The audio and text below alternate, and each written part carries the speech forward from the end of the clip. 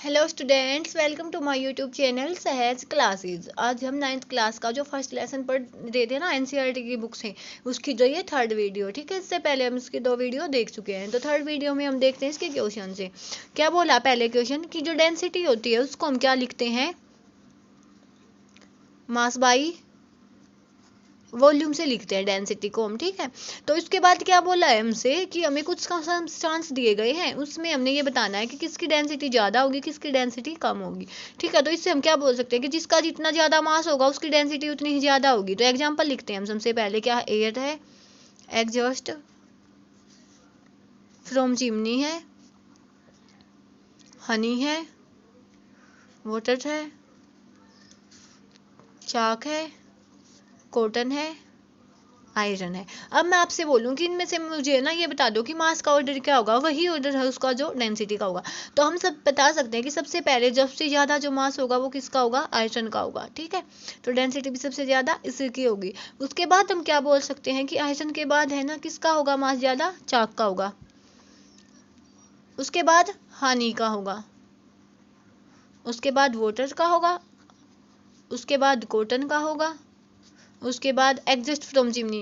एक तो simple air है अपनी, एक एग्जस्ट है मतलब जिसको हम धुआं बोल सकते हैं। तो उसके बाद एग्जस्ट फ्रॉम चिमनी होगा, उसके बाद क्या होगी अपनी एयर होगी, ठीक है। उसके बाद क्या बोला है कि हमें अब ये बताना है कि जो सॉलिड्स होते हैं, स्टेट्स ऑफ मैटर्स है, उनकी कैरेक्टरिस्टिक्स क्या होती है। तो हम बता सकते हैं कि सॉलिड लिक्विड गैसेज में क्या क्या चेंज होती है। उसके बाद क्या बोला है, रिजिडिटी। रिजिडिटी का मतलब क्या है, दी प्रॉपर्टी। तो क्या बोल सकते हैं हम इसकी रिजिडिटी किसको बोल सकते हैं हम, the ability of a substance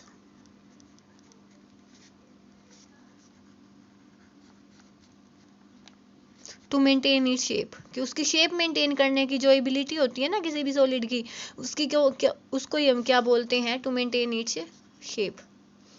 The ability of a substance to maintain its shape is called rigidity। substance की बजाय हम solid भी लिख सकते हैं कि solid की ability होती है।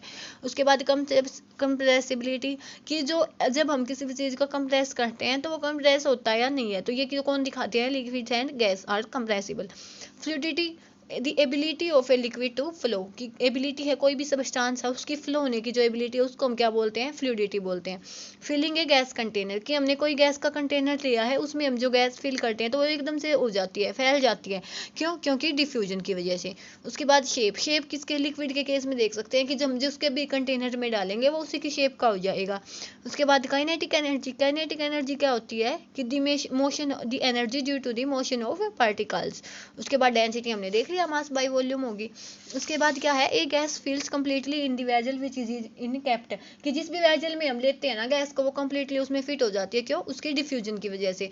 उसके बाद क्या है, a gas exert pressure on the walls of the container, कि कोई भी गैस हमने ली है वो क्या करेगी, जो उसका कंटेनर है उसकी वॉल्स पे प्रेशर एक्सर्ट करेगी, क्यों, क्योंकि जो गैस के पार्टिकल्स होते हैं वो रैंडमली मूव करते हैं, ठीक है, हर डायरेक्शन में।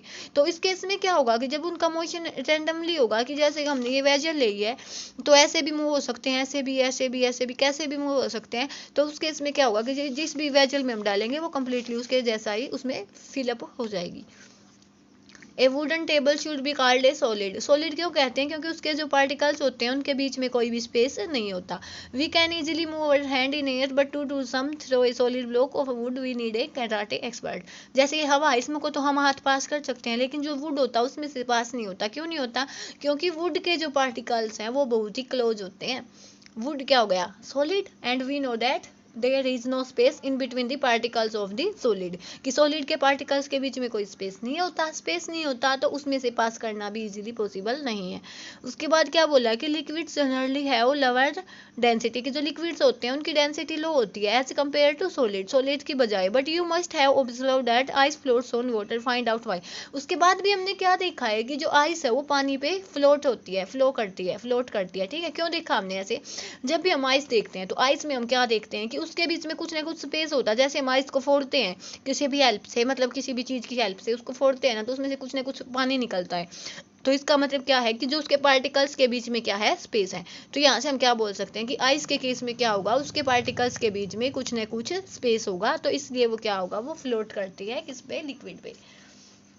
उसके बाद हमसे क्या बोला गया है कि क्या क्या हम ले लें, कोई भी एक स्टेट ले ली हमने मैटर की, क्या सॉलिड से लिक्विड जाना पॉसिबल है या लिक्विड से गैस जाना पॉसिबल है, यही बताना हमें, ठीक है। We all know that from our observation that matter can exist three states of matter। ये हमने देख लिया कि जो मैटर है मेनली तीन टाइप से एग्जिस्ट होता है, solid, liquid, gas. What happens inside the matter during this change of state, कि मैटर में ऐसा क्या होता है कि जब वो चेंज होता है, मान लिया सॉलिड से लिक्विड में चेंज होता है, लिक्विड से गैस में चेंज होता है, how does this change of state take place, कि ये चेंज होता है कैसे पॉसिबल होता है। We need answers to this question, is not it. तो इनकी नीड हमें होती है कि हमें पता लगाएं कि कैसे होता है। देखो ये दो एक्टिविटी दी हुई है, ठीक है। एक में तो क्या दिया हुआ है, conversion of ice to water दिया हुआ है, सेकंड में दिया है conversion of water to water vapour. देखो सबसे पहले क्या था, हमें आइस दी है, उसको हम हीट देंगे, हीट दी है हमने, उसको हीट दी, तो क्या उसमें किस में चेंज होने लगेगा, वो पानी में चेंज होने लगेगा।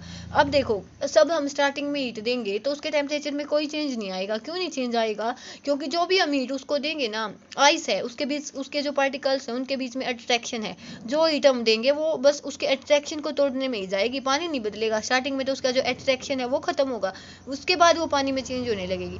ऐसे इसमें क्या होगा, जब पानी है हम पानी को हीट देंगे तो वो क्या होगा, वो किस में चला जाएगा, भाप में, वेपर्स में चेंज हो जाएगा। कहने का मतलब क्या है कि देखो हमने क्या बोला, काइनेटिक एनर्जी किसको बोलते हैं, the energy due to motion of particles. जब हम किसी भी चीज़ का टेम्परेचर ही बढ़ा रहे हैं, तो टेम्परेचर हमने बढ़ाया तो क्या होगा, जो उसके पार्टिकल्स की मूवमेंट है वो भी बढ़ेगी, पार्टिकल्स की मूवमेंट बढ़ी तो इसका मतलब क्या हुआ, उसकी काइनेटिक एनर्जी भी बढ़ेगी। इसका एग्जाम्पल देख सकते हैं, जैसे हमें पानी है, किसी भी गैस स्टोव पे पानी का कोई भी टोपिया होता, पतीला होता, वो रखते हैं तो क्या देखते हैं, जब हम उसको हीट देते हैं जो उसके पार्टिकल्स हैं वो एकदम से बॉयल ही होना स्टार्ट हो जाते हैं, बॉयल होना स्टार्ट हो जाते हैं। तो इसका मतलब क्या है कि उनकी जो काइनेटिक एनर्जी है वो बढ़ जाती है, ठीक है। तो यहाँ से हम क्या बोल सकते हैं, on increasing the temperature of solid, कि जब हम सॉलिड्स का टेम्परेचर बढ़ाते हैं तो kinetic energy of particles also increase, तो उनकी जो काइनेटिक एनर्जी है वो भी इंक्रीज हो जाती है। Due to the increase in kinetic energy the particle start vibrating with greater speed, उनकी काइनेटिक एनर्जी बढ़ने की वजह से वो क्या हो जाते हैं, स्पीडली मूव करना स्टार्ट कर देते हैं। The energy supplied by heat overcome the force of attraction between the particles, जो हम एनर्जी देते हैं ना वो सबसे पहले किस में यूज होती है, उनके बीच के फोर्स ऑफ अट्रैक्शन को ओवरकम करने में। The moving the particles leave their fix position and start moving, जो पार्टिकल्स थे वो अपनी पोजिशन को छोड़ के मूव करना स्टार्ट कर देते हैं। A stage is reached when the solid melt, एक ऐसी स्टेज आ जाती है जहाँ पे सॉलिड मेल्ट हो जाता है and is converted into a liquid, तो वो किस में बदल जाता है, लिक्विड में। तो यहाँ से हम डेफिनेशन दे सकते हैं कि जो मिनिमम टेम्परेचर होगा नी at which a solid melts to become a liquid, जिस पे जो सॉलिड है वो किस में लिक्विड में चेंज हो जाए, उसको हम क्या बोलते हैं, उसका मेल्टिंग पॉइंट बोलते हैं, ठीक है। तो यहाँ से melting point of A solid is an indication of the strength of the force of attraction between its particle. इससे हम ये भी बोल सकते हैं कि जो मेल्टिंग पॉइंट है ना वो इंडिकेशन भी है, कैसे, जिसका मेल्टिंग पॉइंट कम है, मतलब जो जल्दी से मेल्ट हो जाता है, इसका मतलब क्या है कि वहाँ पे फोर्स ऑफ अट्रैक्शन है जो कम है। ऐसे ही जो इजीली मेल्ट नहीं होता वहाँ पे हम क्या बोल सकते हैं कि जो फोर्स ऑफ अट्रैक्शन है वो बहुत ज़्यादा है, ठीक है। तो इसके बाद क्या होता है कि जो वाटर का जो मेल्टिंग पॉइंट होता है ना आइस का, वो कितना होता है 273.15 kelvin. The process of melting that is change of solid state into liquid state is known as fusion, इसको सॉलिड से लिक्विड में बदलने को हम क्या बोलते हैं, फ्यूजन बोलते हैं, ठीक है। व्हेन ए सॉलिड मेल्ट, जब कोई सॉलिड पिघलता है, इस temperature remain constant, so where does the heat energy को, तो क्या बोल रहे हैं कि जब हम वो करते हैं सॉलिड मेल्ट होता है तो उसका जो टेम्परेचर होता है वो कांस्टेंट होता है, तो वो हीट जाती कहाँ पे है, तो इससे हम यही तो मैंने बताया था आपको कि सबसे पहले जो हीट होगी वो किस में जाएगी, जो उनके बीच के फोर्स ऑफ अट्रैक्शन को तोड़ने में जाएगी। जैसे यहाँ पे है ये पार्टिकल्स ऐसे हैं, तो जो पहले हीट देंगे ना इसको आइस को, तो वो क्या होगा कि पहले में तो ये आइस ही बनी हो तो की आइस है, लेकिन जो इसके पार्टिकल्स हैं वो ऐसे अलग अलग हो जाएंगे। जब उसको हीट देंगे तब वो पानी में बदलेगा, तो जो पहले हीट देंगे वो किस में चली जाएगी, उसके फोर्स ऑफ अट्रैक्शन को तोड़ने में चली जाएगी।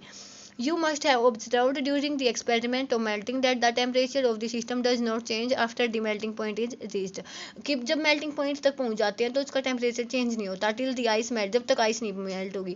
This happens even though we continue to heat the beaker that we continue to supply it, जैसे कि हम उसको heat भी देते हैं लेकिन उस पर कोई effect नहीं होता। This heat gets up used in the changing the state of by overcoming the force of attraction between the particles, तो ये heat कहाँ पे चली जाती है, force of attraction को overcome करने में। As this heat energy is absorb by ice without showing any rise in temperature, क्योंकि जो ये हीट हमने दी है इसको आइस एब्जॉर्ब कर लेती है It is considered that it get hidden into the content of the beaker and is known as latent heat. तो इसको हम क्या बोलते हैं, latent heat बोलते हैं. The word latent means hidden. Latent का मतलब क्या है, hidden. The amount of heat energy that is required to change 1 kilogram of solid into liquid. कि वो amount of heat energy जो 1 किलोग्राम solid को liquid में बदलने के लिए यूज होता है, उसको हम क्या बोलते हैं, latent heat of fusion बोलते हैं. कि 1 किलोग्राम solid को liquid में बदलने के लिए कितनी हीट हमें देनी पड़ती है, उसको हम क्या बोलते हैं, latent हीट ऑफ फ्यूजन बोलते हैं. उसके बाद जब हमने उसको ज़्यादा पानी को हीट एनर्जी सप्लाई दी तो वो बॉइल्स होकर वेपर्स में चेंज होना स्टार्ट हो जाता है. When we supply heat energy to water, particle start moving even faster. की जो पार्टिकल्स फास्टली मूव स्टार्ट कर देते हैं. At a certain temperature a point is reached when the particles have enough energy to break free from the forces of attraction each other. उसके बाद क्या है कि एक टेम्परेचर ऐसा आता है जिसके बाद उनके जो फोर्स ऑफ अट्रैक्शन है वो खत्म हो जाते हैं. तो उसके बाद क्या होता है, वो बॉयल होना स्टार्ट हो जाता है. दी temperature at which a liquid start boiling, वो टेम्परेचर जिसपे कोई लिक्विड है वो बॉयल होना स्टार्ट हो जाए at the atmospheric pressure is known as the boiling point. उसको हम क्या बोलते हैं, boiling point. Boiling is a bulk phenomena. की बॉइलिंग को हम क्या बोलते हैं, बल्क फिनोमिना बोलते हैं. Particles from the bulk of the liquid gain to energy to change into the vapour state. Bulk मतलब क्या है कि इसके गिवन अमाउंट होगी, बहुत ज़्यादा अमाउंट होगी, उसमें से इसके जो पार्टिकल्स हैं वो एनर्जी को कंज्यूम कर लेंगे और गैसीय स्टेट में बदल जाएंगे. ठीक है. जो वाटर के लिए जो बॉइलिंग पॉइंट होता है वो कितना होता है, 373 केल्विन, 100 डिग्री सेल्सियस. और जो फ्रीजिंग पॉइंट होता है वो कितना, 0 डिग्री सेल्सियस. ठीक है. तो उसके बाद क्या बोलते हैं, can you define the latent heat of vaporization. क्या हम वेपराइजेशन की भी लेटेंट हीट बता सकते हैं.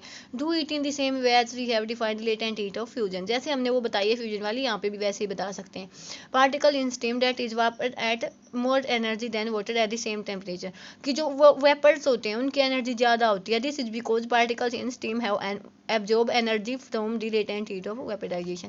क्योंकि जो देखो दो चीज़ बताई है यहाँ पे कि जो वाटर होता है, एक तो हॉट वाटर होता है, एक जो उसकी वेपर्स बनी होती हैं. तो जो एनर्जी ज़्यादा किसकी होगी, उसकी वेपर्स की होगी. क्यों, क्योंकि जो लेटेंट हीट वेपराइजेशन है उससे भी वो एनर्जी कंज्यूम कर लेते हैं. So we infer that the state of matter can be change into the other by changing the temperature. तो यहाँ से हम क्या बता सकते हैं कि जो स्टेट्स ऑफ मैटर हैं वो एक स्टेट से अलग स्टेट में चेंज हो सकते हैं टेम्परेचर को चेंज करने से. We have learn that the substances around us change state from solid to liquid and from liquid to gas on application of heat. कि जब हम हीट देंगे तो वो सॉलिड से लिक्विड में भी चेंज हो सकते हैं और लिक्विड से गैसेस में भी चेंज हो सकते हैं. ठीक है. तो but these are some change directly from solid state to gaseous state. लेकिन ऐसे भी चेंज होते हैं जो सॉलिड से सीधा गैसियस स्टेट में भी चेंज हो जाएं. ठीक है. इसके लिए एग्जांपल है आपका ये अमोनियम क्लोराइड लिया या हम कैम्फर ले लें.